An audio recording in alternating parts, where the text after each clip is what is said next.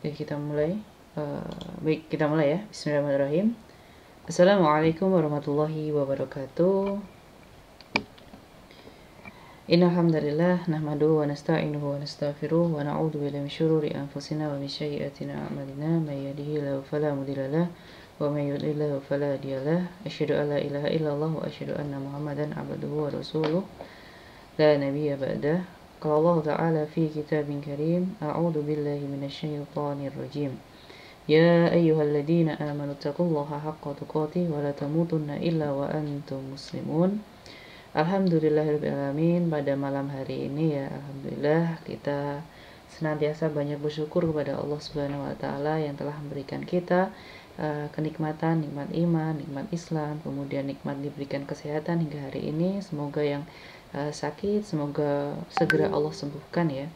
Dan waktu juga Allah memberikan waktu kepada kita sehingga kita bisa menuntut ilmu ya, seperti itu. Salat serta salam tidak lupa kita aturkan kepada junjungan Nabi besar kita Nabi Muhammad SAW yang kita tunggu-tunggu syafaatnya di yaumil akhir nanti. Kita berdoa semoga di yaumil akhir nanti kita diakui sebagai umatnya dan mendapat syafaat dari beliau, amin. Baik teman-teman semua, untuk pertama yang bisa open cam ya, itu ya wajib lah biar ini juga ya menghormati pembicaranya. Masya Allah sekarang tuh materinya sangat menarik sekali ya mengenai manajemen stres dan healthy lifestyle kayak gitu ya. Karena kenapa kita mengambil topik ini ya, tadi yang sudah dijelaskan ya oleh Mas Nasal, karena banyak sekali fenomena-fenomena anak muda yang dimana mereka ketika mendapatkan beberapa tekanan kayak gitu ya, entah itu di lingkungan kerja atau lingkungan sekolah, lingkungan kampus dan sebagainya, itu tingkat stresnya itu lebih banyak daripada generasi-generasi sebelumnya kayak gitu. Dan ini menjadi fenomena yang sangat menarik untuk diulas kayak gitu. Bagaimana sih cara memanajemen, kemudian bagaimana sih cara solusinya untuk mengatasi hal itu semua. Dan insya Allah akan dibahas oleh Mas Yusril Arya gitu ya, SPSI gitu ya, yang spesialis di bidang psikologi langsung. Nanti apabila teman-teman ada yang mau ditanyakan aja, bisa lewat chat atau bisa lewat di ini ya, di langsung berinteraksi ya gitu ya, di unmute kayak gitu.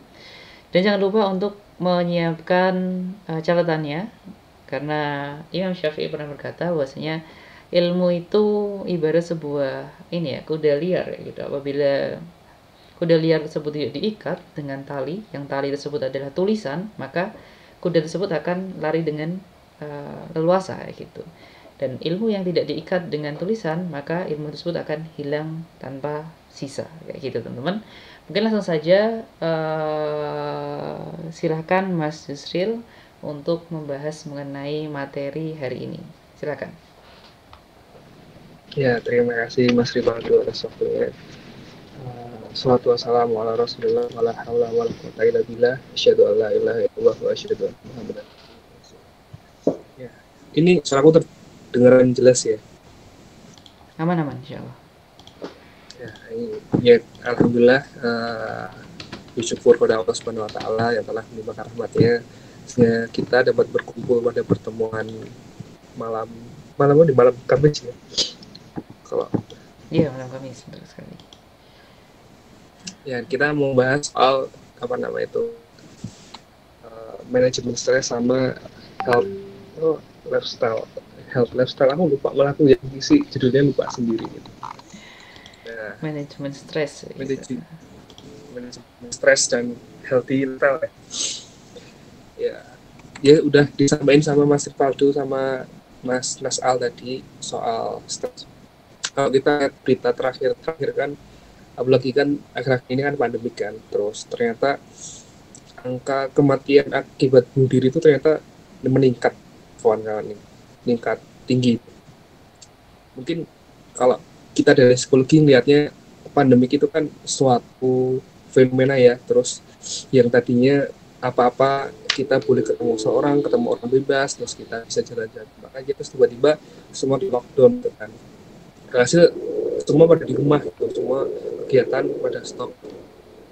beberapa orang ternyata nggak bisa menghadapi itu, mengakibatkan beberapa orang stres. Nah, stres ini kalau nggak ditanggulangi gitu, itu bisa sampai ke depresi. Nah, kalau udah depresi, itu biasanya sebagian orang itu punya pemikiran buat, kalau dia nggak mampu ya, kalau mau itu kecenderungan buat melakukan diri. Nah, makanya tema buat manajemen stres ini sangat penting buat kita semua, apalagi kita seorang muslim ya.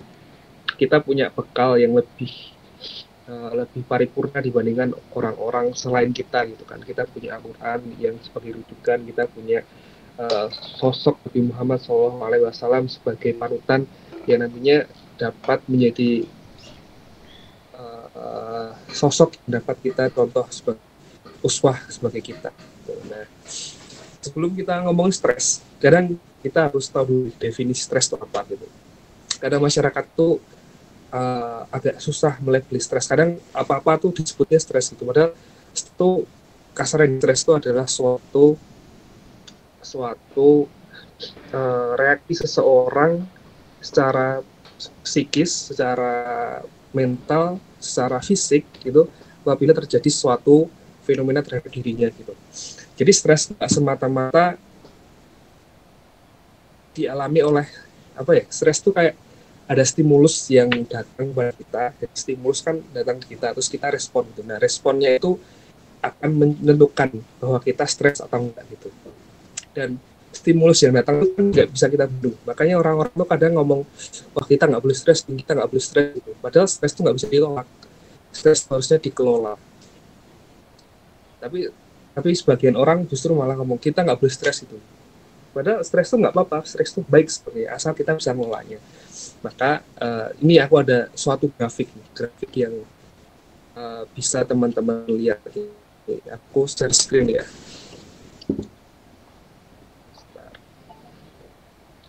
Grafik ini nunjukin kalau stres itu sebenarnya nggak semuanya nggak selamanya buruk.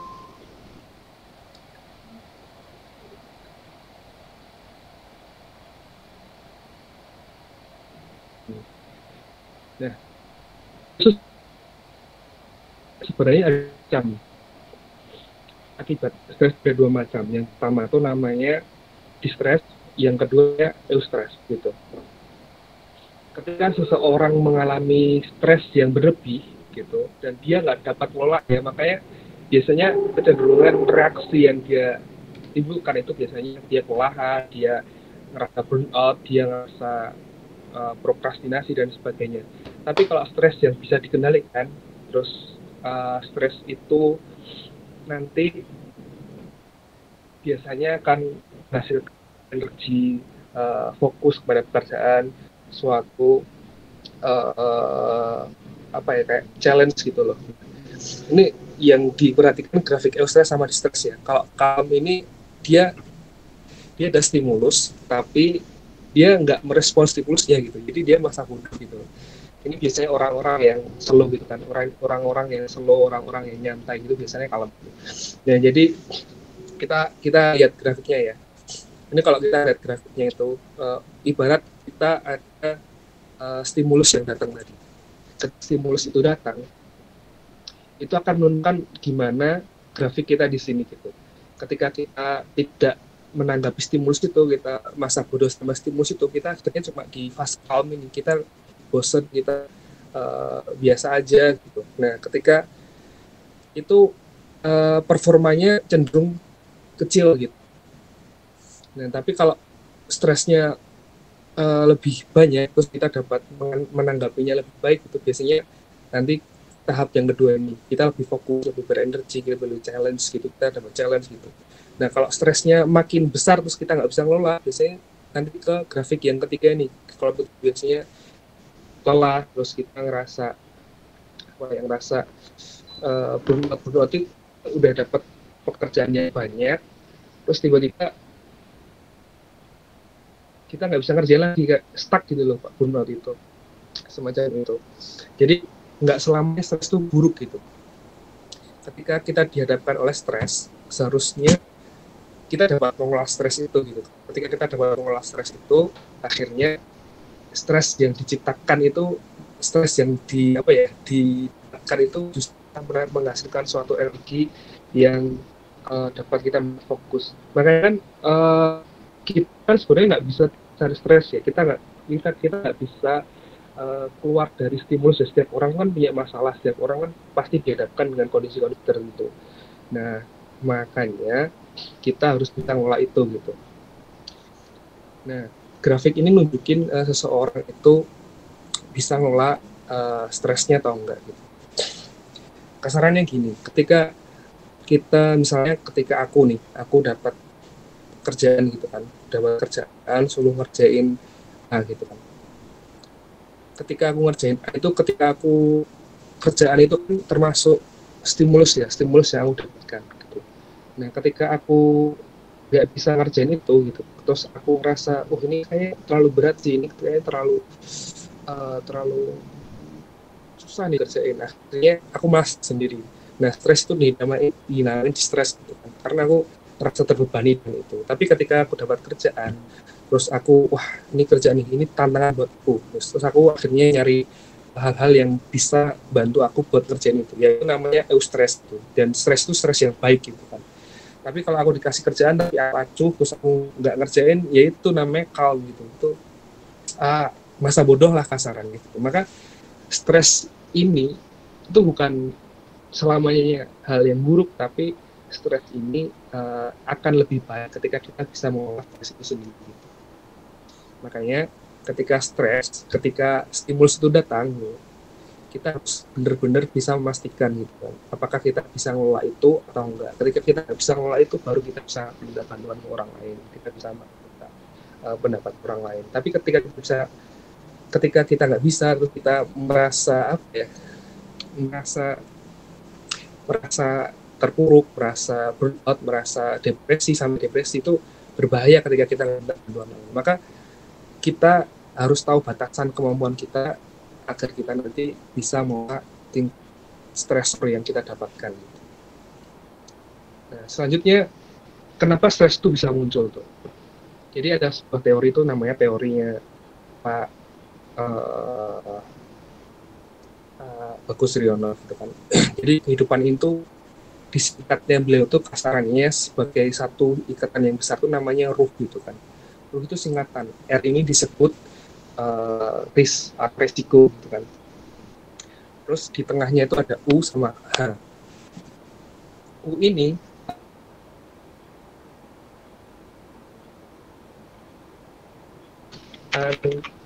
kali ya, lupa gue. U itu uncontrollably, pokoknya yang hal-hal yang tidak pasti gitu. Kalau H itu hope gitu. Jadi ketika kita hidup di dunia itu uncertainty, aku agak nafas nih ngomong uncertainty ini.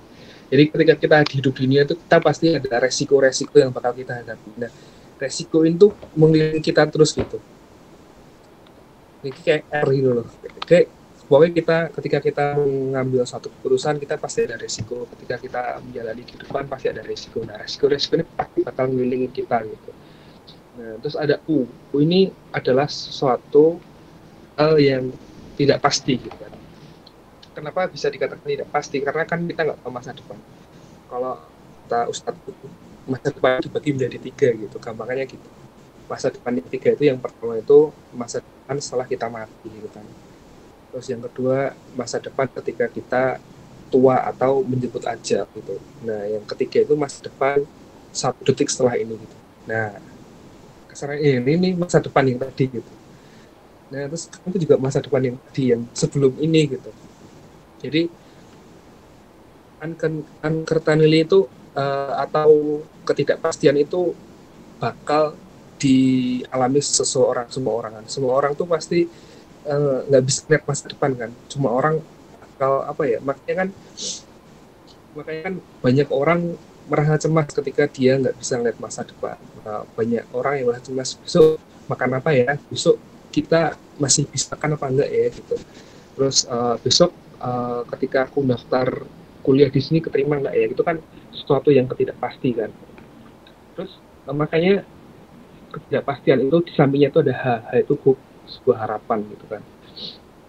Nah, harapan ini adalah suatu bentuk kerelaan kita ketika kita milih keputusan kita, dan akhirnya kita udah berjuang semaksimal mungkin, dan akhirnya kita mengharapkan hal yang udah yang udah diserahkan oleh Allah ke kita gitu, kalau orang muslim gitu. Jadi ketika kita memilih sesuatu gitu, kita pasti ada risikonya. Nah, ketika kita memilih sesuatu, itu juga kita tidak bakal tahu masa depan itu bakal seperti apa gitu. Tapi dari resiko dan ketidaktahuan itu, kita sandingkan yang namanya hope atau suatu harapan. Ketika kita bisa memiliki suatu harapan tuh, ya udah, apapun yang terjadi kepada kita harus bisa terima gitu kan. Dan apapun yang kita dapatkan, kita juga bisa terima. Nah, stresor tuh kayak gitu. Ketika stresor datang, ketika misalnya resiko dan masa depan tidak sesuai apa yang kita inginkan, kita harusnya bisa nerima semua itu sebagai seorang muslim ya, walaupun sulit pasti. Karena kalau apa-apa yang udah terjadi kita kalau udah terjadi berarti kehendak Allah, itu kan udah selesai sebenarnya. Tapi banyak orang yang merasa kalau hidup itu nggak pasti gitu. Nah, jadi akhirnya sama kutub. Jadi garis hitam ini yang naik turun ini kayak kondisi psikologisnya seseorang. Ketika kita dihadapkan dengan rasa senang gitu, grafiknya cenderung tinggi gitu kan. Ketika kita dihadapkan rasa sedih, grafiknya cenderung turun gitu kan. Terus ketika kita dihadapkan senang banget gitu kan, kita tinggi lagi. Terus tiba-tiba kita dihadapkan dengan stresor yang sebelum kita pernah dapatkan gitu, kita langsung turun seturun-turunnya. Akhirnya kan ketika turun ini kan jadinya ruwet, muter-muter gitu. Terus dia bisa balik lagi ke garis normal gitu. Nah, pertanyaannya, ini kan setiap orang tuh kan pasti pernah mengalami masalah ya. Nah, masalah itu gimana cara kita ngelolanya biar kita bisa naik ke garis normal lagi setidaknya, ambang batas mood normal gitu. Nah, makanya pengelola stres itu kayak gini gitu. Ketika kita grafiknya masih di ambang batas normal, itu masih oke-oke aja. Tapi ketika grafiknya di bawah ambang batas normal, maka kita perlu ngolah itu biar grafiknya itu balik lagi ke normal. Ini adalah gambaran ini kan kondisi seseorang ya. Biasanya orang-orang itu ketika mengalami, ketika dihadapi jika itu pasti mengalami grafik hal yang manusiawi ya. Makanya kemarin kan sempat ramai kan, orang muslim apakah normal ketika mereka mempunyai hal isu gitu kan. Seorang muslim yang rajin sholat, yang beriman, yang rajin baca Al-Quran, itu ketika dia punya kesehatan mental yang buruk, itu apakah berarti sholat dan baca Qurannya nggak khusyuk? Apakah keimanannya dipertanyakan? Itu kan juga sebuah pertanyaan gitu. Padahal setiap orang pun pasti mengalami masalah gitu. Kalau kita lihat baginda Nabi Muhammad SAW kan, beliau juga pernah mengalami masalah kan. Beliau pernah merasa diri terendah gitu pas beliau ditinggal Khadijah, ditinggal temannya, terus beliau merasa diri terendah. Akhirnya beliau dihibur oleh Jibril gitu kan, diberikan wahyu, akhirnya beliau balik lagi ke batas normal. Bahkan kan orang-orang yang kita anggap sebagai kayak motivator misalnya, kita lihat Mario Teguh kan, Mario Teguh bisa kasih motivasi, tapi ketika ada masalah gitu kan, dulu ada masalah soal sama anaknya gitu kan, akhirnya mentalnya juga down pasti. Tapi kemampuan dia untuk balik ke garis normal itu adalah sesuatu yang harusnya kita miliki. Karena stresor yang kita dapatkan itu memang setiap manusia pasti mendapatkan stresor ya. Dan tinggal bagaimana cara kita bisa balik ke ambang batas normal. Makanya orang terbaik itu juga bisa di titik tinggal. Namun yang membedakan seseorang muslim dengan orang yang lain ialah kesegaraan dalam menanggapi ridho Allah. Jadi kalau di psikologi itu namanya resiliensi, yaitu daya lenting. Jadi kayak semisal apa ya, daya lenting itu kayak bola dijatuhin ke tanah tuh mantul lagi ke atas.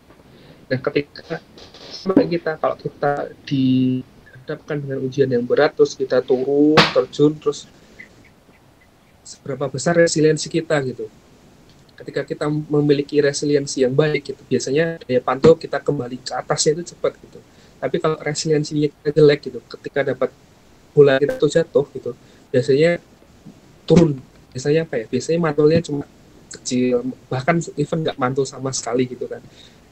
Makanya kemampuan resiliensi seseorang itu juga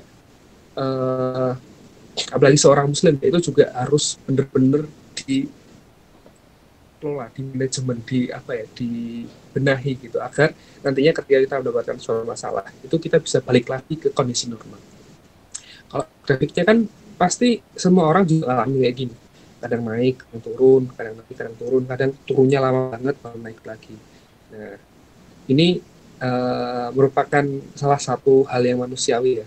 Jadi stresor-stresor yang kita dapat itu pasti akan mempengaruhi psikis kita, akan mempengaruhi mental kita. Makanya kita siap nggak siap harus siap gitu. Karena pasti kita dapat stresor. Nah, ketika dapat stresor kita juga harus memiliki daya lenting yang bagus. Nah, gimana cara memiliki daya lenting yang bagus itu? Gitu. Nah, ada namanya teori of anchor. Ini teorinya Pak Bagus juga salah satu muslim di Indonesia gitu. Jadi teori anchor ini maksudnya adalah bagaimana kita menautkan segala sesuatu yang terjadi kepada kita. Gitu. Nah, yang paling bawah itu namanya material gitu. Material itu biasa bisa harta, bisa kekayaan, bisa aset, bisa benda atau apa. Nah, ketika seorang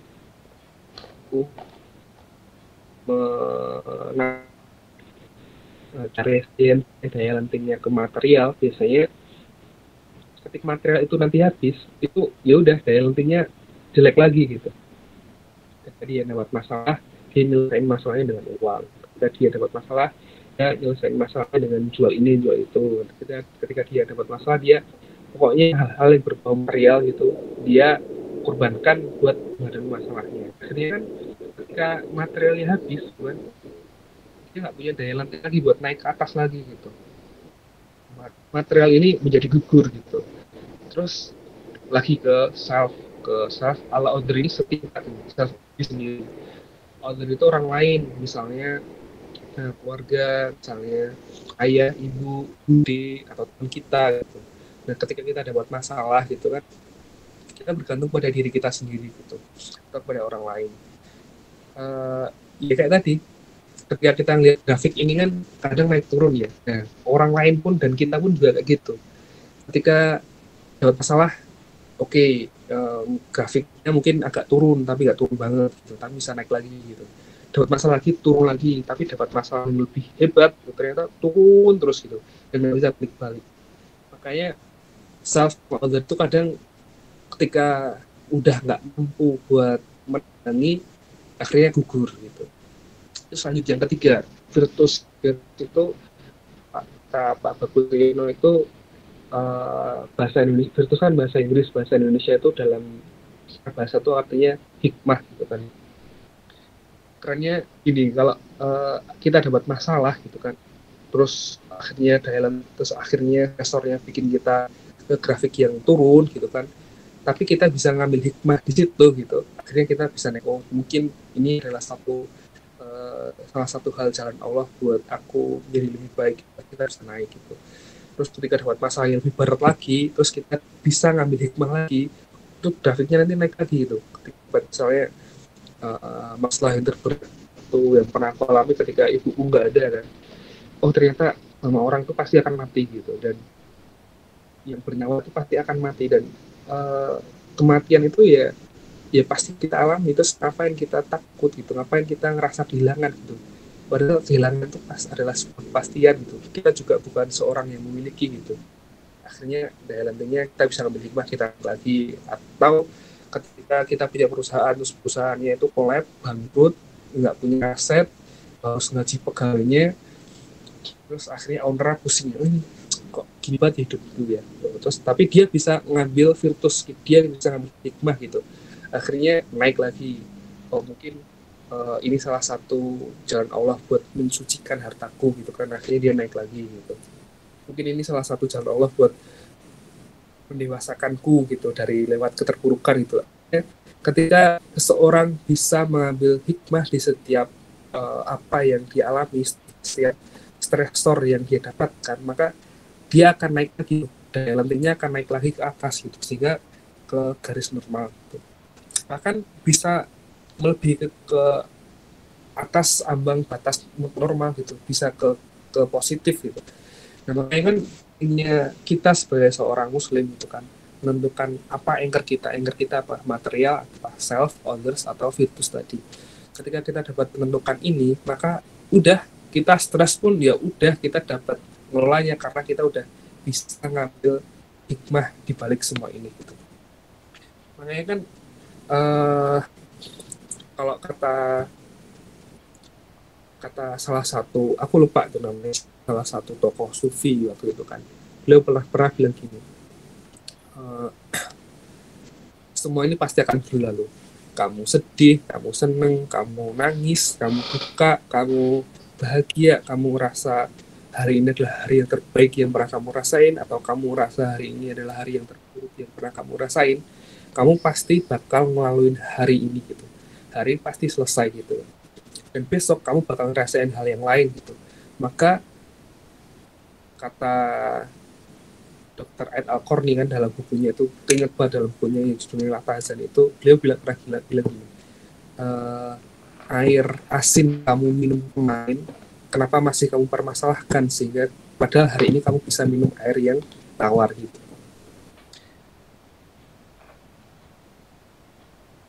Beliau tuh bilang gitu. Jadi apa ya, keren banget gitu. Aku mikirnya kok ada yang ya udah, yang udah terjadi tuh ya udah, kita ketika kita bisa ngambil hikmahnya itu udah selesai gitu. Makanya kan kalau kita ngelihat jurnal, ngelihat artikel yang cara ngolah stres itu kan, emang banyak cara-caranya. Kita bisa rutin olahraga, kita bisa ngatur jadwal, kita bisa bikin schedule, kita bisa bikin to-do list dan sebagainya. Itu bisa, tapi main core-nya harus diperbaiki dulu gitu. Ketika kita mau mengatasi stres, kita harus tahu dulu anchor kita tuh gimana gitu. Apakah kita menautkan anchor kita gitu kan, daya resiliensi kita ke material yang bakal hilang, ke diri sendiri yang mungkin diri sendiri itu nggak mampu gitu, dan others, orang lain itu juga bakal hilang. Maka yang terbaik ketika kita mau melakukan resiliensi kita, daya lantang kita ketika kita menghadapi stres, itu yang paling baik itu di virtusnya, di hikmah. Karena semua apapun yang terjadi kepada kita dan kita bisa ngambil hikmah di balik semua itu udah selesai gitu. Nanti akhirnya arahnya itu ke Tuhan gitu. Tuhan kita di sini adalah Allah. Maka udah, kita udah berprasangka baik kepada Allah gitu. Segala hal yang terjadi kepada kita, baik itu kita nggak tahu itu musibah, itu ujian, atau itu apa, sebenarnya kita tetap berprasangka baik kepada Allah. Makanya ketika kita udah fix, udah main core yang udah jelas itu, ya udah selesai gitu, kita nggak bakal stres gitu. Dan walaupun stres tuh pasti ada, pasti ya nggak turun-turun banget, nggak naik banget kayak grafik ini tadi. Makanya pentingnya memilih anchor gitu, jangkar kita ketika kita menghadapi suatu masalah, dan makanya pentingnya kita milih jangkar kita ketika menghadapi masalah itu, di situ yang mengakibatkan daya resiliensi kita, daya lantang kita untuk kembali ke kondisi normal itu di situ. Karena kita nggak bisa bergantung ke material, ke self, ke others. Kita harus bergantung ke virtus itu hikmah. Hikmah itu nanti larinya ke Tuhan gitu. Itu ya. Terus sebentar, ini cara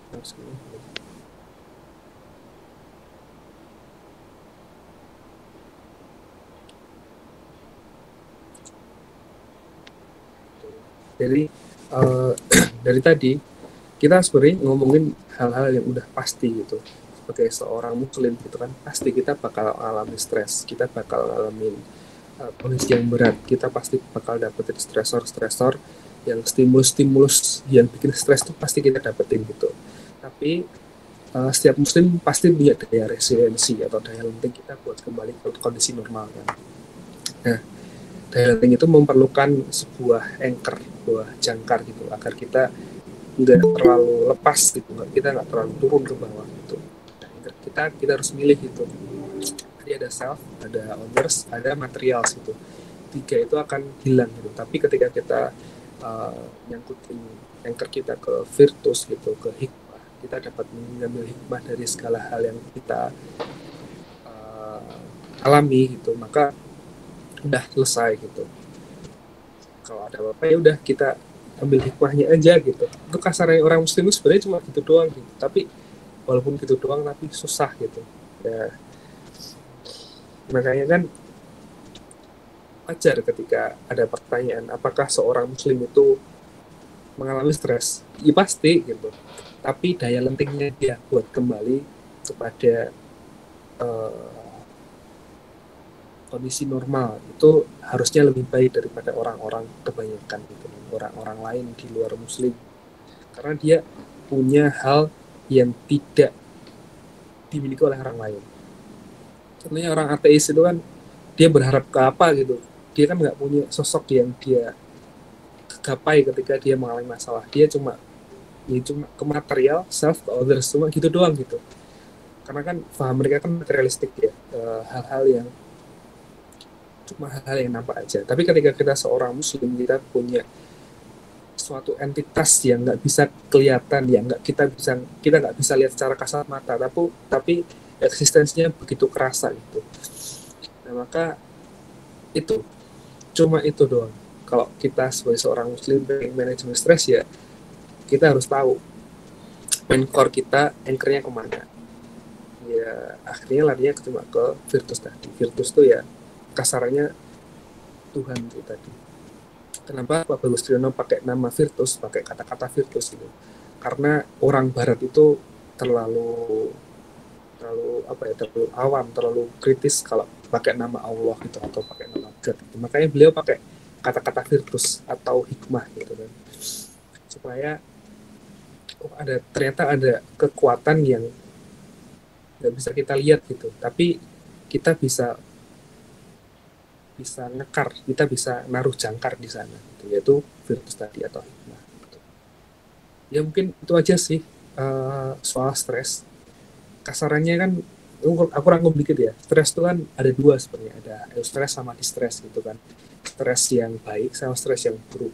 Ketika kita distress, itu stres yang buruk, kita nggak bisa ngelola stresnya, yang mengakibatkan kita burnout, kita prokrastinasi, kita apa.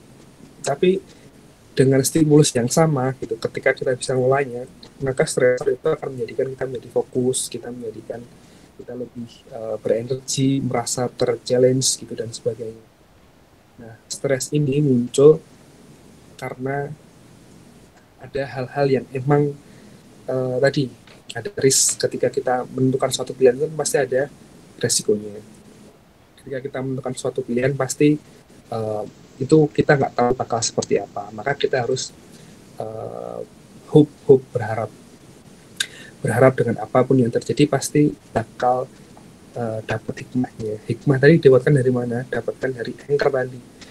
Jadi gimana cara kita menaruhkan anchor kita sebagai seorang muslim. Tadi ada self, others, sama material. Itu nanti akan hilang. Tapi ketika kita menaruhkan ke virtus yang sebagai seorang muslim kita nyebutnya hikmah gitu kan, maka segala hal yang terjadi ya udah kita harus bisa ambil hikmahnya gitu. Kasarannya stres tuh sebenarnya cuma gitu doang gitu, ya gitu doang tapi susah gitu. Ketika kita dapat mengolah stres itu, ketika kita tahu sumber stresnya di mana gitu, ketika kita tahu di mana kita dapat mengambil hikmah stresnya. Udah selesai, kita nggak bakal stres lagi gitu. Stres kan kadang muncul karena ketidakmampuan kita buat mengolah stres itu gitu. Nah, makanya cara biar tahu ngolahnya gimana, ya udah kita ikhlas. Setelah kita berusaha sekeras mungkin, ya udah kita serahkan semuanya kepada Allah, dan kita ambil hikmah yang bisa kita petik dari permasalahan itu. Toh Allah udah berjanji kan dalam surat Al-Baqarah, itu kan yang paling familiar buat kita kan, la yukallifullahu nafsan illa wus'aha, itu kan Allah nggak bakal ngasih beban sesuai melebihi kemampuan hambanya itu kan. Ketika Allah udah janji gitu, ya berarti apapun yang terjadi sama kita pasti bisa ngolahnya. Ya gitu. Ya mungkin cukup sekian sih sedikit materi yang mungkin agak membingungkan gitu dari saya. Mungkin setelah ini kita bisa diskusi aja tentang stres. Dan, soal manajemen life ya, kayak kalau disinggung terlalu lama kan, ini kan nanti nggak kemalaman, kita fokus di stresnya dulu aja ya. Dari saya sekian, saya kembali. Oke, insya Allah sekali teman-teman nih, manajemen stres ya gitu ya, yang luar biasa dipaparkan oleh Mas Yusril gitu, mengenai bagaimana sih kita ya sebagai seorang muslim itu memanajemen stres ketika stres itu datang kayak gitu, dikelola dan sebagainya. Dan mungkin teman-teman ada yang ingin berdiskusi, ingin bertanya dan sebagainya, atau ada pengalaman pribadi mungkin ketika mendapatkan stres dan sebagainya, susah buat mengolahnya dan sebagainya, silahkan yang ingin diskusi. Mumpung materinya menarik dan pematerinya luar biasa loh ini, memaparkan info yang mungkin kita belum pernah terima gitu ya. Oh ternyata tuh ya seperti itu stres itu kayak gitu. Dan bahkan seorang muslim pun juga bisa mengalami stres, karena kan kadang kalau kita lihat di luar itu kan, oh kamu itu berarti kurang sholat kayak gitu, kurang ngaji dan sebagainya gitu. Ketika seorang tersebut itu stres kayak gitu ya, bahkan sampai gila dan sebagainya, oh kamu itu kurang ini, ternyata enggak gitu. Ternyata itu memang ada stimulus dari luar kayak gitu, dan kita itu mampu enggaknya itu tergantung kepada kitanya gitu. Yang ketika kita itu mampu untuk mengolahnya dengan ini ya, jangkar tadi ya dari Agus Suryono gitu ya, itu ketika kita bisa mengambil hikmah semua itu gitu ya, kita bisa mengolahnya gitu, ngambil pelajaran ya dari setiap kejadian yang terjadi. Mungkin sampai sini ada yang tanyakan dulu, seru loh ini materinya. Cek mungkin ya Oke, monggo Mbak Dini silakan Mbak Dini, silakan, seru ini.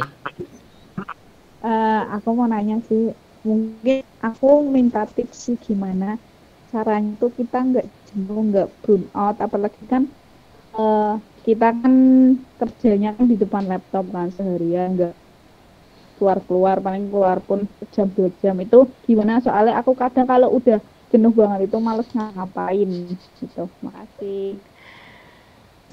Ya, ada dua jawaban ya sebenarnya buat Mbak Andi. Jawaban pertama itu aku nyebutnya jawaban normatif kan, sesuai yang kita sampaikan tadi kan, kita harusnya bisa ngambil hikmah gitu kan. Ya itu justru kerjaannya Mbak Andi itu enak banget daripada kerjaan orang lain gitu kan. Coba Mbak Andi ini lihat dulu kerjaan orang-orang di bawah Mbak Andi ini kan, misalnya kerja lapangan, angkat-angkat, kuli, jadi Melek itu di sini itu kayak ngambil sisa-sisa baja gitu kan, di limbah baja di sini gitu.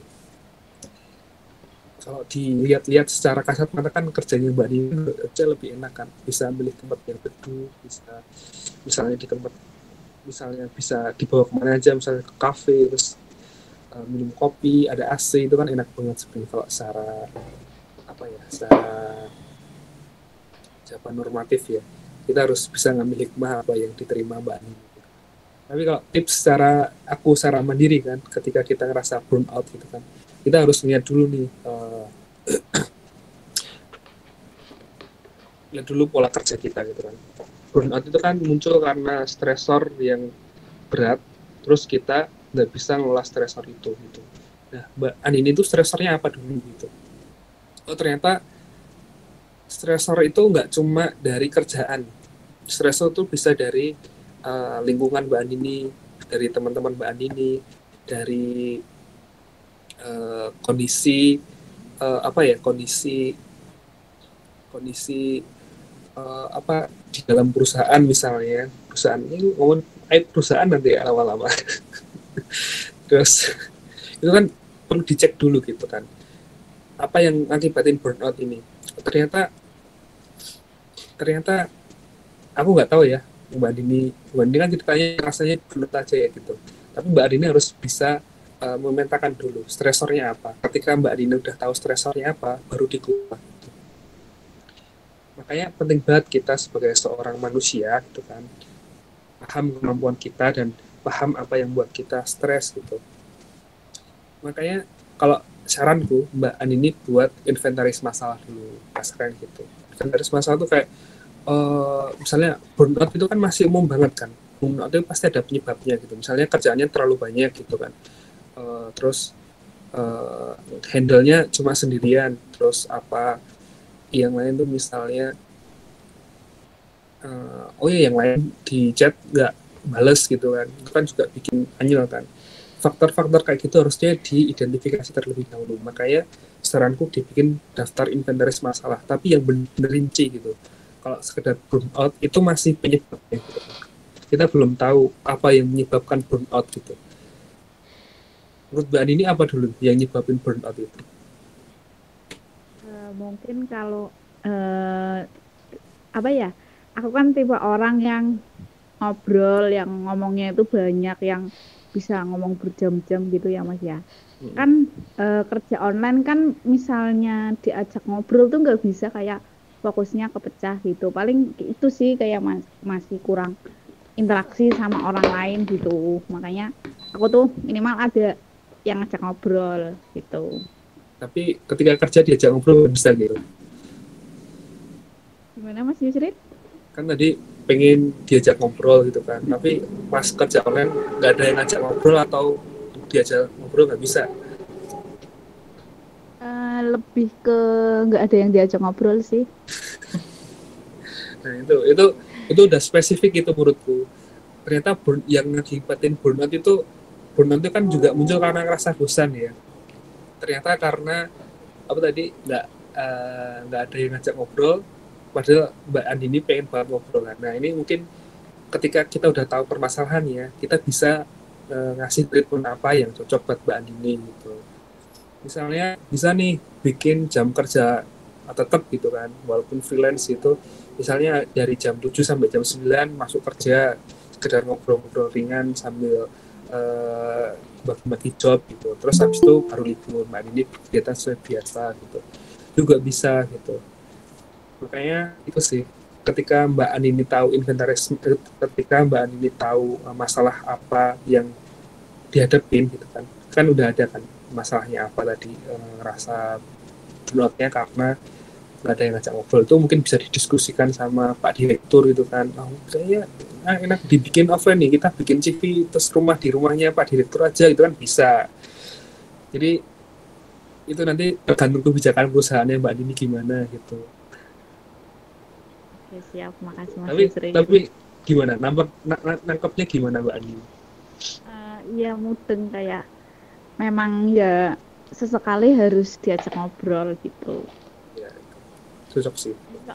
Soalnya aku tipikal orang yang cerita gitu loh Mas. Oh, ini berarti kode Mbak Andini ini. Kode tarik suami. enggak. Oh, itu juga bisa itu. Suami juga bisa jadi teman kerja loh gitu. Buat coping stres kan, ngelepas stresnya kan juga bisa gitu. Ya, doakan insya Allah. Itu Mbak Andini. Ya tadi pokoknya kalau kita mau ngatasin stres, kalau secara kalau jawaban normatifnya kan ya semua kita bisa ambil hikmahnya gitu kan.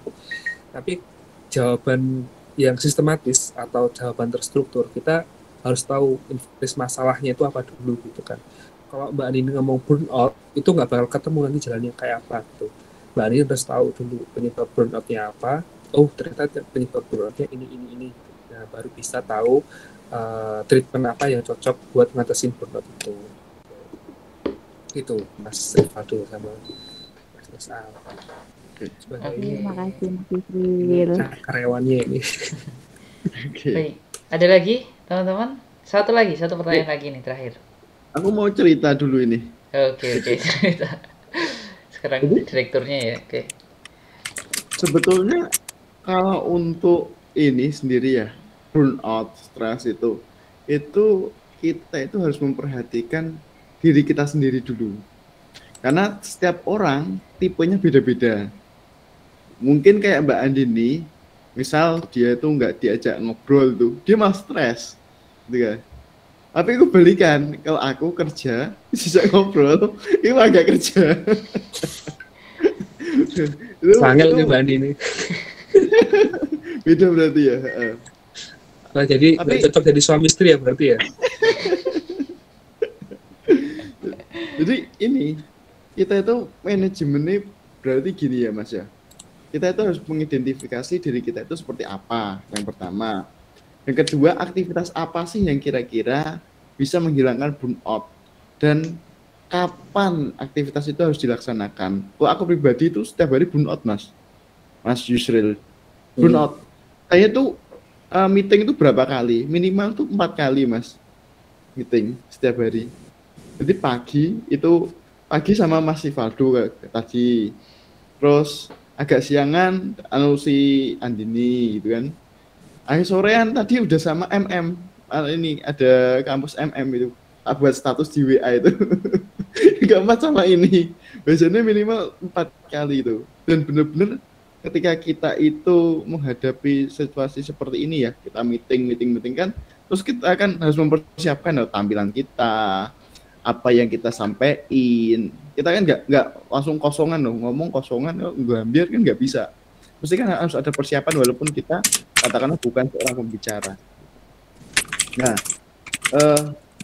sehingga mau nggak mau aku tuh harus dituntut untuk melakukan sesuatu adaptasi stres yang cepat gitu, cepat, efektif untuk menghilangkan stres dalam seketika.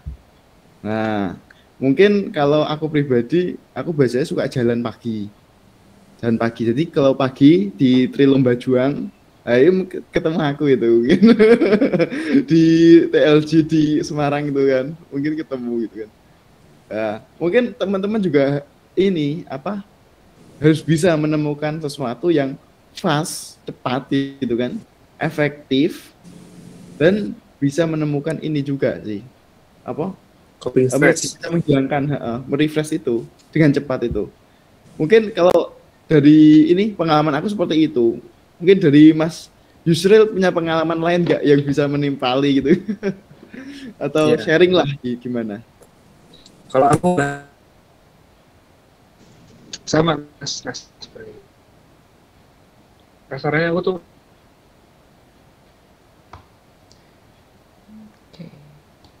putus-putus ya. Agak macet ya?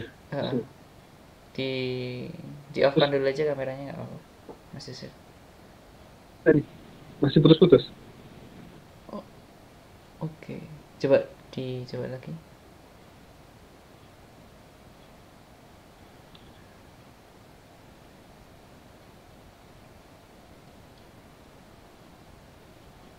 Halo. Ya. Iya. Dicoba lagi. Masih putus-putus kan? Udah, aman. Halo. Iya, aman. Nah, kemarin tuh ini oke benar ya. Biar sinyal stabil dulu. Kemarin kan dapat nasihat tuh bagus banget. Udah gak lama sih gitu. Jadi beliau tuh nyekolahin, ada saudaraku tuh nyekolahin anaknya tuh di rumah tahfidz gitu. Tahfidz Quran gitu. Selama ini kan kita tahu kalau hafidz Quran itu kan jaga hafalan ya. Dia harus banyak murojaah gitu. Dia harus menjaga hafalannya dengan menjauhi hal-hal yang negatif gitu kan. Tapi ternyata ada yang sisi yang baru aku temuin kemarin gitu. Ternyata salah satu jadi hafidz itu juga harus menjaga fisik juga gitu. bukan cuma jaga hafal tapi juga kalau berpengaruh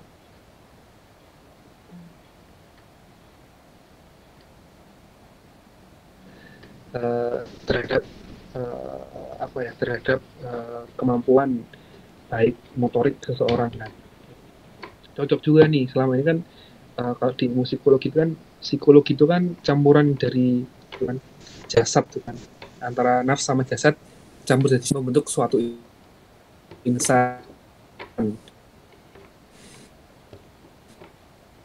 Nah kan yang gitu. Mungkin di off kan nggak apa-apa. Ini dulu. Ketika Macet jasadnya banget itu goyang, nafsnya bisa bantu biar jasadnya nggak goyang gitu.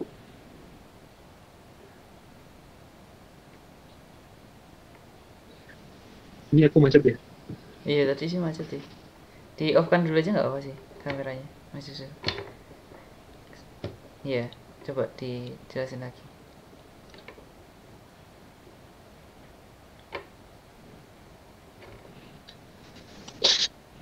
Off, nih off.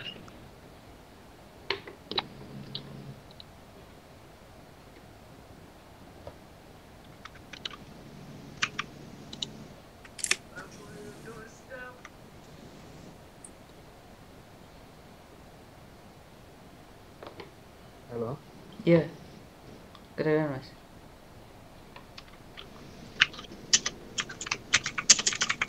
Masih ada suaranya? Iya udah lancar kok. Udah lancar ya? Udah aman. Tadi sampai mana tadi? Sampai yang itu solusi dari Mas Rizal. Apa ya?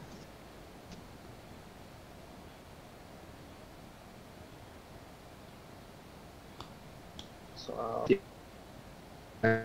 apa namanya, penjaga hafalannya, tapi juga penting gitu supaya fisik itu kan juga salah satunya menjaga kesehatan tubuh biar tubuhnya itu bugar terus tuh kan. Ini cocok juga nih sama psikologi nih. Psikologi itu kan gabungan antara, kalau kita sebagai muslim kan nafs sama jasad kan, atau jiwa sama tubuh gitu kan, dilebur jadi satu akhirnya jadi insan gitu kan. Makanya ketika jasad ruh ya, atau nafsnya tadi, ketika ruhnya lagi sakit gitu, yang nguatin jasadnya gitu. Makanya ketika kita ngalami suatu kondisi psikologis, misalnya burnout kan, karena ini gitu kan, makanya yang perlu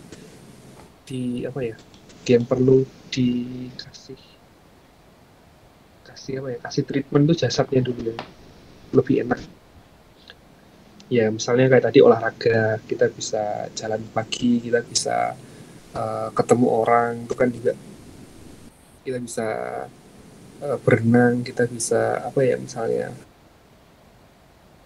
berkuda atau apa, itu terserah gitu kan. Itu juga nanti bakal mempengaruhi kondisi psikologis kita gitu. Jadi antara jasad sama nafs tadi seharusnya itu bisa jadi hal yang dapat saling melengkapi gitu. Nah kan penting banget buat kita mengetahui apa yang jadi alasan kita mengalami kondisi-kondisi psikologis gitu kan, burnout, ngerasa prokras, ngerasa ini, ngerasa itu gitu. Kita harus tahu apa penyebabnya. Ternyata penyebabnya berkaitan dengan terlalu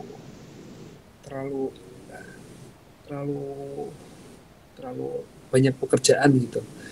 Ya makanya ya udah, kita sekali keluar dulu dari kerjaan, kita melatih fisik kita berenang, itu juga bisa jadi pelepas stresnya kita gitu.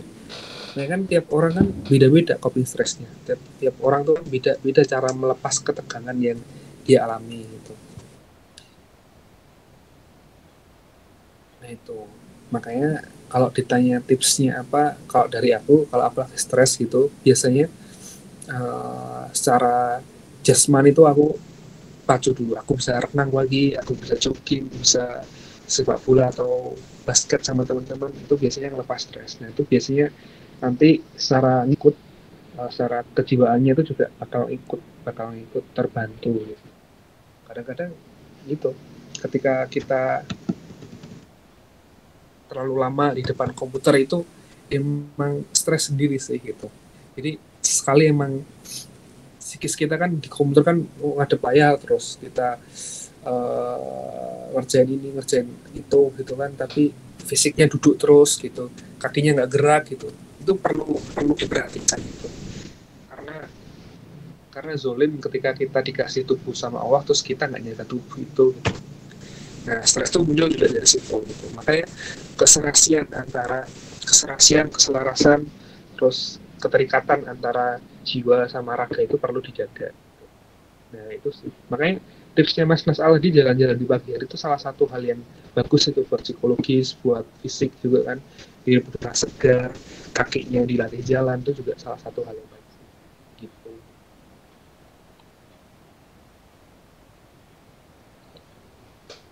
Itu Mas Aldo. Oke. Ya, mungkin karena sudah malam bisa langsung di closing statement aja Mas Yusril dari topik kita hari ini. Silakan.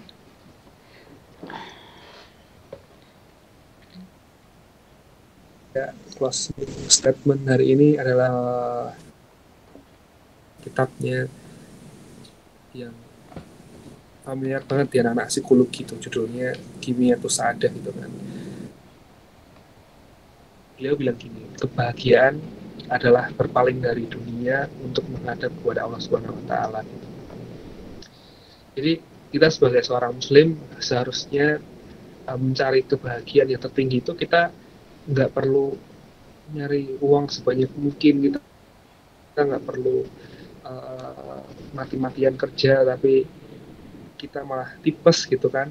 Jadi walaupun dianjurkan kita buat jadi kaya raya gitu kan, tapi kebahagiaan adalah berpaling dari dunia untuk menghadap kepada Allah Subhanahu wa taala.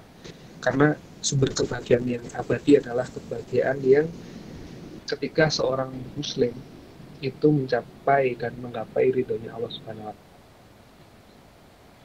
Sekian dari saya, kurang lebihnya mohon maaf. Akhirul kalam, assalamualaikum warahmatullahi wabarakatuh. Waalaikumsalam warahmatullahi wabarakatuh. Masya Allah, jazakallah khairan Mas Yusril atas materi yang telah dipaparkan. Masya Allah sekali ya teman-teman, kita sudah mendapat materi yang sangat banyak nih mengenai stres, kebahagiaan dan sebagainya, dan kita dapat simpulkan bahwasanya memang ya ada waktunya gitu ya, manusia itu diberikan sebuah ujian, cobaan kayak gitu ya, musibah dan sebagainya. Kita jalani saja hal-hal tersebut kayak gitu dengan ini ya, dengan biasa saja tanpa adanya merasa itu tekanan dan sebagainya gitu. Dan kita fokus aja bahwasanya ini kan sementara gitu ya, kehidupan dunia itu sementara dan kita itu akan kembali kepada Allah untuk mempertanggungjawabkan kehidupan kita di hadapan Allah kayak gitu. Maka ya apapun yang terjadi kita ambil hikmahnya, kita ambil pelajarannya untuk kita ambil hal itu semua gitu, agar kita tidak terlalu tertekan ya dengan kehidupan yang sementara ini gitu. Karena kalau kata Ustaz dari Sulaiman itu kan dunia sementara, akhirat selama-lamanya gitu ya. Maka fokuslah untuk senantiasa menggapai ridho Allah Subhanahu wa taala, karena dengan ridho tersebut di kehidupan kita, maka insya Allah Allah akan senantiasa berkahi hidup kita kayak gitu teman-teman. Mungkin itu aja dari saya, kurang lebihnya mohon maaf. Insya Allah di Rabu depan kita akan lebih membahas yang lebih menarik lagi mengenai tradisi ilmiah dalam Islam, bagaimana sih tradisi ilmiah tersebut ya di dalam Islam kayak gitu. Insya Allah kita akan lanjutkan di Rabu depan. Teman-teman tetap ini ya, tetap stay tune kayak gitu ya, tetap standby untuk mengikuti materi tersebut. Itu saja, kita tutup dengan baca hamdalah bersama-sama. Alhamdulillahirrahmanirrahim, istighfar yang banyak, astagfirullahaladzim, dan doa kafaratul majelis, subhanakallahumma wa bihamdika asyhadu alla ilaha illa anta astaghfiruka wa atubu ilaik. Jadi saya kurang lebihnya mohon maaf. Wassalamualaikum warahmatullahi wabarakatuh. Waalaikumsalam warahmatullahi wabarakatuh. Oke, terima kasih teman-teman. Ini dia. Oke.